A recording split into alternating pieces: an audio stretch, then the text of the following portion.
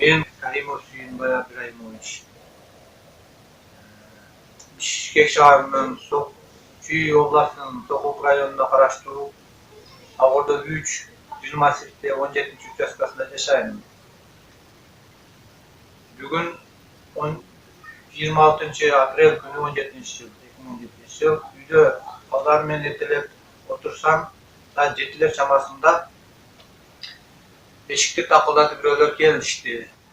Чыксам, ошол колума ак бир баракчаны көрсөттү. Алып карасам, ал судьянын постановлениясы экен. Мен үйүмдө обыск жүргөнгө ушундай уруксат кагазы экен. Анан мен алардын аты жөнүнө кимсиңер деп тактап жазып алдым. Алардын бири лейтенант милиция Кулембеков Бекзат Асангелиевич, следователь экен, Октябрьский ровда. Экинчиси капитан Качкынбаев Мирлан Абышевич. Бул дагы ГУВДда сатылган экен. Үчүнчүсү лейтенант милиция Султанов Азамат Абдыбекович, опер экен. Бул да ГУВДда экен. Дагы бир видеого тартылган киши, анан дагы бир эсен булган деди, ал аты жөнүн сурасам айтпай койду. Сот булардын постановлениясын карасам, мен тааныбаган эле бир Арапбаев деги каякта Көк Жарда кайсы бир мен билбеген эле бир адресте жашаган бирөө менен мамилеси бар деген документтештирген билем. Ушуну менен сотту алдап, ал кишилерди мен эч кандай тааныбайм.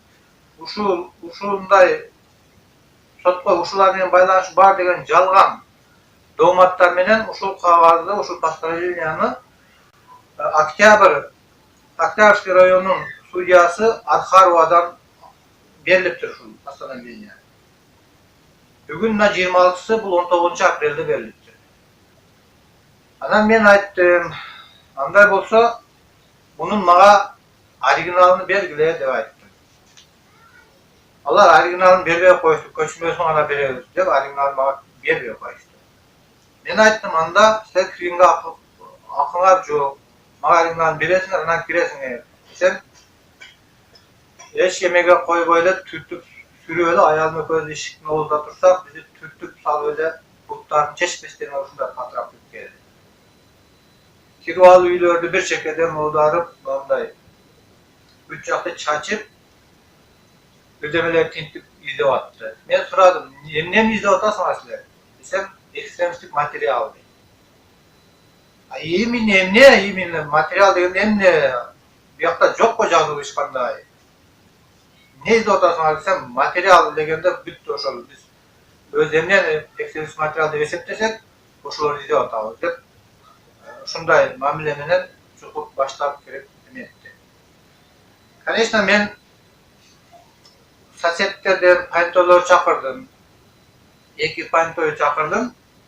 Алар бирөө Таштемирова Шахадат Үсөновна, экинчиси Жумалиев Эдил. Ушул 2 пантойдун бир чакырдым, ушулардын астыда булар мени тинтей баштады. Тинтеп бир жакты чукулап чачып, эчтеке тапкан жок. Тапканы бир образец арыздын ушундай бир образецин алган бар эле, ошол образецин экөөнү алды. Анан базарда мен соода кылам. Базарда ушул ботинка эмелер сатылган, размерлери жазылган, акчалар жазылган, мен базарда иштечү блокнотумду. Ошо эсептеп койгон блокнотту алды.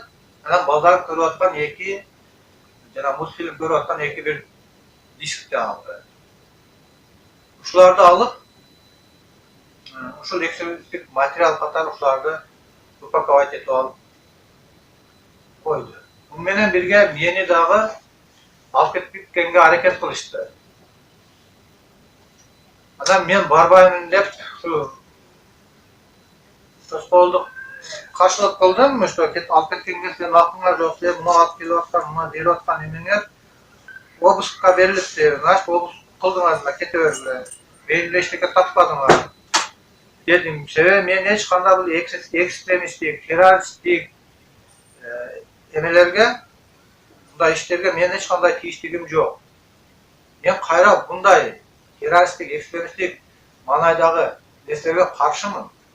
Özü bizim organ hizmetkerleri, şol elin hukukunu korgoy turgan uyum katары bilebиz. Bular adamların hukukunu korgoy ele kelip alıp turlar ушинтип namaz okkanların uyuna kirip alып эле ekstremistik материалдар бар экен.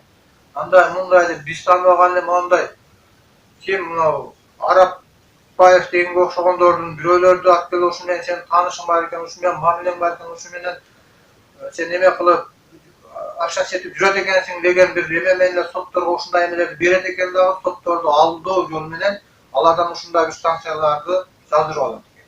Себеби бул кишилерди мен вообще тааныбаймын, көргөн дагы эмесмин. Кандай кылыш керек, биз кантип жашаш керек, биздин укугубузду ким коргоп берет, ушул өлкөдө жашап, ушул жерде мойнума эмне налогдор жүктөлгөн болсо, ушул налогдорду төлөп жатам. Ушул менин төлөгөн налогдордун үстүнөн мына ушундай бюджетниктер, милициялар барбы, ага эжекелер бар, бардыгы ушул биздин үстүбүздөн төлөнүп жатат. Буларды ким контролдойт?